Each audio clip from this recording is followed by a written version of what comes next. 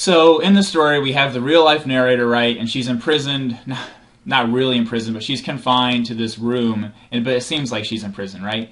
And so what does she see in the wallpaper? Well, the wallpaper is disturbing, but the more the story goes on, she starts to see not just random images, but the image of a woman behind it.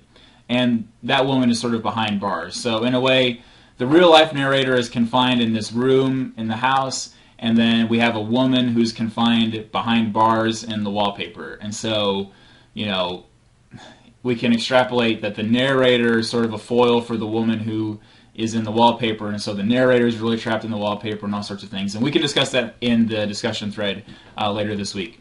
But I also found another symbolic representation that I didn't catch on to when I was a student reading the story in the past. And maybe you guys will buy this and maybe you won't. And I started to notice it, and I started to read, and I was sort of looking with it and kind of doubting myself because I thought maybe this is kind of a weird idea. But I really think it's founded in the story. And that's where the wallpaper is sort of equated to writing paper, right? So let's think back, you know, this is an online class, right? So you're seeing all of this digitally. I mean, you cannot see me giving you this lecture on paper. It doesn't exist that way, right? So our experience of the world is a little bit different than Charlotte Perkins Gilman's was. But in that time, there were no Kindles, there were no iPhones or iPads or anything like that. So the written word was written and you read it on paper, okay? And I think that there's this interesting play between the wallpaper and the actual paper that you read and that you write, okay? Because she's actually, you know, she's writing in the story. So she is writing on paper, she is making marks on paper, just like there are marks on the wallpaper. And I think that there's an interesting, maybe not story, but there's an assessment or an opinion of writing given throughout the story. And so I've just got a few quotes here that I want to kind of discuss a little bit. And maybe you'll buy this and maybe you won't, and you can, you know, by all means blow me up if you feel like this is just total nonsense in the discussion thread. Because I'm interested, you know, my students often will do that when I have something that they think is kind of unfounded, or I'm getting into, you know, English teacher mode and I'm reading too much into it. But well, I'll walk you through some of these quotes and you can decide whether you agree or disagree with me. So this is on 476. The wallpaper has a kind of sub-pattern in a different shade, a particularly irritating one, for you can only see it in certain lights and not clearly then. So if you look at the worksheets that I give you, we talk about plot, right? So I'm asking for plots, but I'm also asking for subplots. This wallpaper has patterns and it has sub-patterns. So maybe that's coincidence, but maybe it's not. A particularly irritating plot or subplot. You guys are probably really irritated with Hills Like White Elephants when if you couldn't quite figure out what the operation was, or you were trying to figure out why Hemingway just wouldn't come out and say it. A lot of people do get irritated when they look at literature and they see all of the stuff that's happening under the surface, and they wish that the author would just come out and say it already, right? If you're really thinking this thing, why don't you just make everyone's life easier and come out and say it? And you can only see it in certain lights and not clearly then. And I feel like that really represents at least my experience with literature. I mean, I just told you a few minutes ago that when I read this story now as an almost 30-year-old, it was much different than when I was reading it for the first time in high school or maybe in college when I was 18, 19, 20, 21. So different circumstances will change the way that I read or interpret a story. I gave you the things they carried. This is the first story of this semester. I teach that in my Comp 1 classes. And every time I read that to prep for class, I get something a little bit different out of it. And so, while the narrator's in the room looking at the wallpaper, her experience of the wallpaper changes each time. Just like I think that we all sort of read or interpret stories differently each time we come to them. And I don't know, maybe I'm putting words in your mouth, but I imagine that at some point during this semester you will read something that you have read in the past, right? It's an introduction to literature course, so some of these are sort of, you know, these are canonized pieces of literature that you may have encountered elsewhere. But I imagine your experience of them might be different this time around than they were in previous times. And that's just the nature of art. It's something that we bring as the audience to it, and it's something that, you know, like the narrator, she has a different experience of the wallpaper each time that she looks at it. And so that's one sort of similarity that I see when if we start to think of equating the wallpaper with art or with the art of writing in particular. So next quote, we're looking at 477.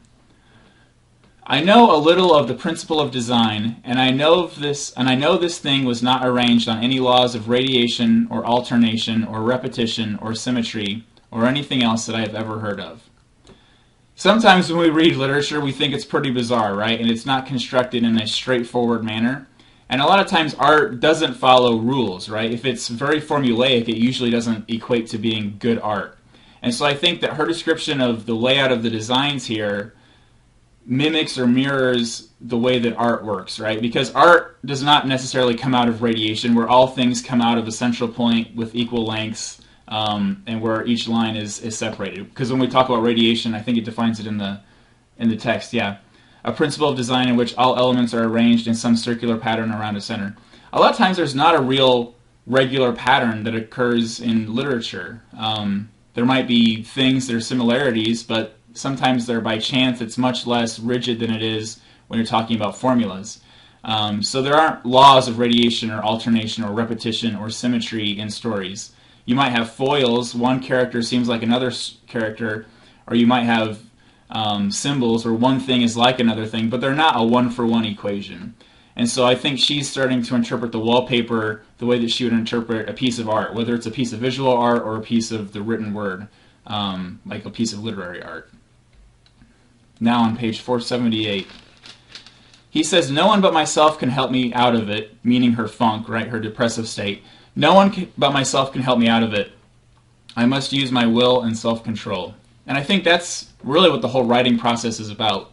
My experience as a student has been as a literature student, but also as a student of writing. And the more I familiarize myself with the writing process, you know, you can have as many workshops as you want, and you can have 40 people in a classroom telling you what they think of your poem or short story, but really it's up to you. You've got to get the thing done. You have to sort through the 39 or 40 other opinions that you're getting and say, this is what really needs to work for the story. And so poems and stories are not built by workshop, they're not built by committee, they're built by the artist, right? And I think that's, you know, we can, and again, maybe you think I'm sort of twisting these words, but as I read this story and I encountered these different passages, this was immediately what I was thinking about. They seem to have this symbolic meaning where they were representing the artistic endeavor and the art object, right? So the wallpaper in this weird kind of way becomes an art object, and it's similar to the thing that she's creating in the story that she's writing. Anyway, moving on. 478 also. Behind that outside pattern, the dim shapes get clearer every day. And it's sort of like I was saying earlier, sometimes if you read something the first time it's not quite clear to you, but you read it a second time it gets more clear. And if you read it and reread it, especially with poems, right? Because a lot of times we're befuddled by poems. That'll be our next unit. We can talk about whether we like or dislike poetry. I imagine there'll be a few of us who sort of hate it. But the more you read things, the clearer it can become. So I think that's what it might be a double meaning of what she's getting at in that passage. It is always the same shape, only very numerous. So the actual stories themselves are the same. They don't change. This story has not changed in the 8 or 10 years that I've read it last before prepping for this class. And yet it is somehow different to me than it was then. So the shape is actually the same, but there are very numerous sort of permutations that can happen inside the text that I may or may not be picking up on at a certain time. So again, it's, you know, an art object is not really a living thing, but it can change and it feels different each time we encounter it. And maybe, I don't know how many of you people have made it to museums. We don't, in Sioux City, we're not really close to any. I used to live in Chicago and we would go to the Art Institute, and you would walk by the, you know, the big paintings. I remember walking by Edward Hopper's Nighthawks, and you have a different experience. I had a different experience of that painting each time I went up to it. And so the art object is kind of a living thing, and your perception of it can change from time to time. It is always the same shape, only very numerous. So inside the shape, different things can be happening, and I think that's what can happen inside of literature. And how you can take an Intro to Lit course, and someone else might be talking about the yellow wallpaper, and they won't talk about this, but this is something that I see happening in the story. And again, by all means, in the discussion thread, you can tell me whether or not you think this is legitimate or not. 479. There is one marked peculiarity about this paper, a thing nobody seems to notice but myself. and that is that it changes as the light changes. So again, this idea of, the personal connection to the art object, no one else can see it, but it's a thing that changes from each time I see it. Okay, so I'm sort of hitting that's an idea that keeps coming up through these quotations. So I'm not going to hit that over the head too much. But again, it's another instance of how you can interpret a piece, even though it's the same, you can interpret it differently. Another quote on 480, I have spent hours trying to analyze it. That's what we're doing in this class, right? We're poring over literature, trying to figure it out. So you can do that in the visual arts, you can do that in literary arts. And then in 481, this is near the end of the page, there are only 2 more days to get this paper off. And I think that's really interesting. So in one way, she's obviously talking about pulling the actual wallpaper off of the wall, right? Because that's what she does at the end of the story. So they have to leave in 2 days. She has 2 days to literally get this paper off. But what's also been happening while she's been in this house? Well, she's been writing this story. And so in another way, there are only 2 more days left to finish the story that she's been writing on paper this entire time. I mean, we talk about things like, it changes, but no one else sees it change. She has to hide her writing from everyone else, right?